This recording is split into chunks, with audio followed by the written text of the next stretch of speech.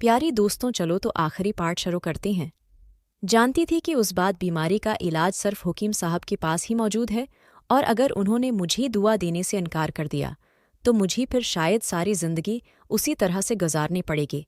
मेरे पास हकीम साहब की बात मानने के सिवा कोई चारा नहीं था, मगर इस बात की भी परेशानी थी कि मैं घर से किया कह कर यहाँ पर आऊँगी। अगर किसी ने देख लिया तो मेरे लिए मुसीबत खड़ी हो जाएगी। मगर ये मुसैला भी हकीम साहब ने हल कर दिया था।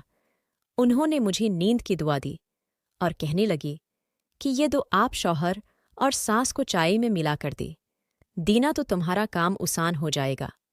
और फिर कानपती हाथों से मैंने चाय में नींद की गोलियां मिलाकर अपनी शौहर और सास को दें तो वो चाय पीती हुई भी खबर होगी थी।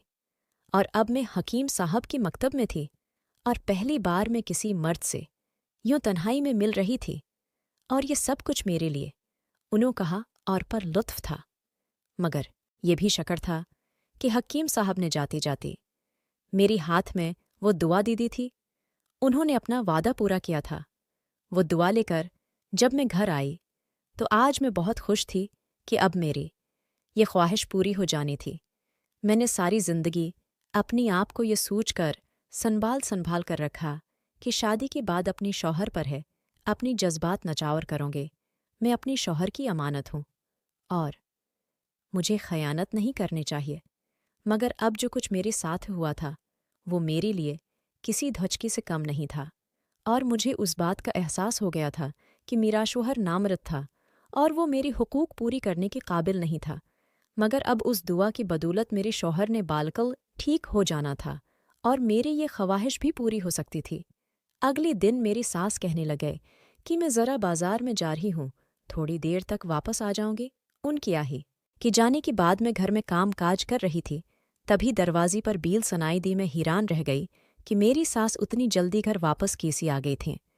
मैंने दरवाज़ा खोला तो सामने मेरा दीवर खड़ा था, उनखों में अजीब से चमक लिए वो घर में दाखिल हुआ था।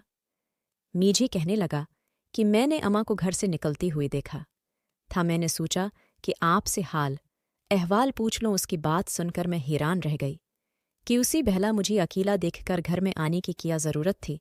मगर उसकी बात सुनकर मेरे पाँव की नीचे ज़मीन निकल गई जब वो मुझे कहने लगा कि रात को अब कहाँ गई थी।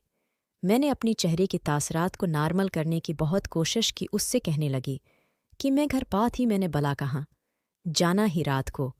मगर वो अजीब से अंदाज में हंस पड़ा और कहने लगा कि मैं जानता हूँ कि आप कहाँ पर गई थी।